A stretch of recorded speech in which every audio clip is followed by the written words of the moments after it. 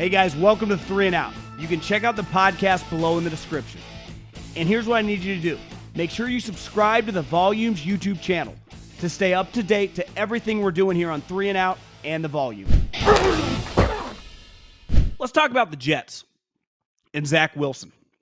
I think I have respect for any general manager who pulls the trigger on a quarterback really high.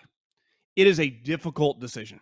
It is not easy, especially in a quarterback class where you have 3 or 4 options. You could have taken Mac Jones, you could have taken Trey Lance, you could have taken Justin Fields.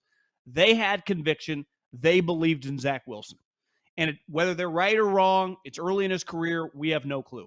But they made that decision. They went all in with it. I respect it. It's a lot easier to make suggestions than decisions. Joe Douglas, Robert Saleh, they put all their chips in the middle of the table. So I have nothing against, though I would have taken Fields or Lance just because I think they're physically more gifted. Joe Douglas, very well respected. I know people that have worked with him. I think has a long track record of evaluating players, quarterbacks, we'll see. But I respect the guy. When you're going to take a quarterback really high and your team is going to suck, because let's face it, the Jets hired Robert Saleh 2 years ago. Under no circumstances was he in the mix to be a head coach.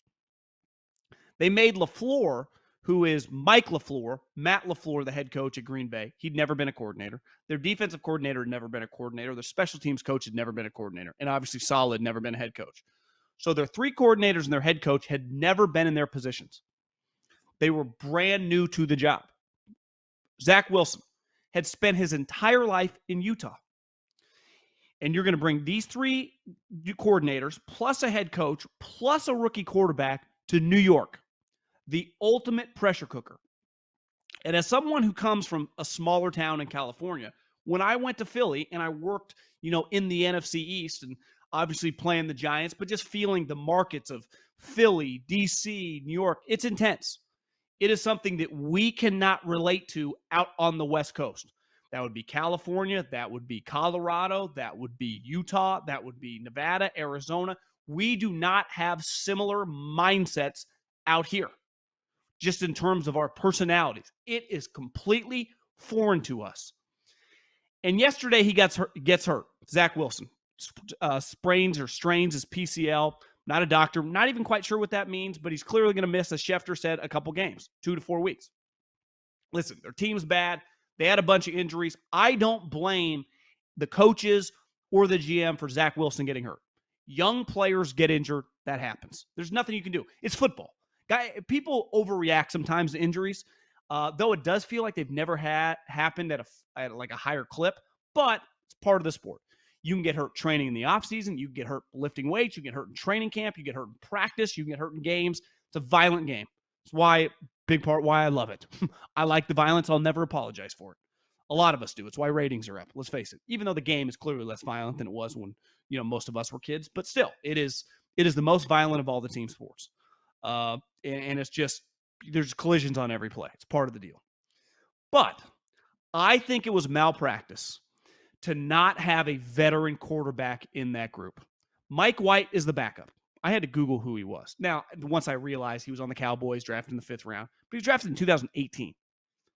How could you not have a guy, an Andy Dalton, a Nick Foles, a player, a Joe Flacco, anybody, a guy who had been in the league for a decade plus that Zach Wilson could just go to dinner with, could just go over to his house with that guy and his wife, that just could spend time with during the week and talk about quarterback things.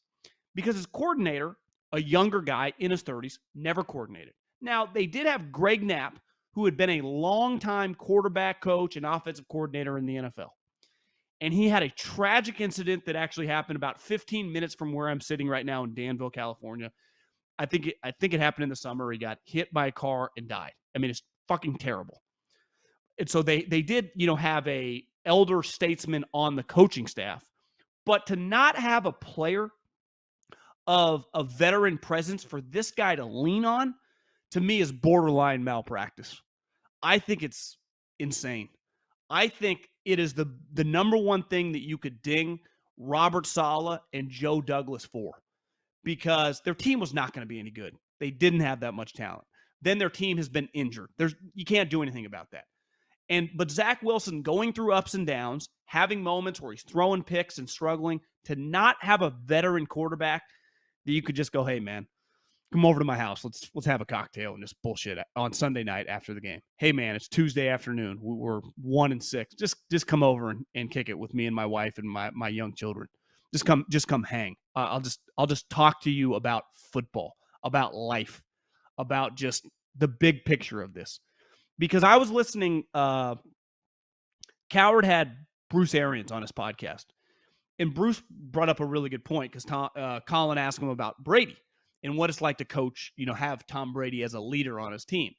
And I think any coach would tell you this, from high school up to the highest level in the pros on a team like Tampa Bay, that when you have a great leader as a player who's also your best player, you can say whatever you want as a coach, but eventually you're going to need players to talk to other players. And Bruce was like, I'd tell a wide receiver, a coaching point, and he won't listen to me. But then Tom says it, and the guy does it forever because it resonates with him. And it happens all around the league. It's why I got to take the L on the signing with J.J. Watt with the Arizona Cardinals. Having a guy like that with his credibility and his resume, when he can look at a player and say something, those guys are going to listen potentially more than even a position coach, a coordinator, or the head coach. It matters. And to not have that guy on the offensive side of the ball, to me, is borderline insanity.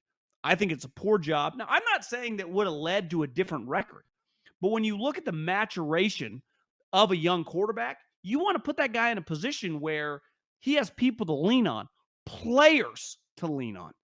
And I don't think the Jets did a very good job of that, and they're now in a position where the guy's hurt.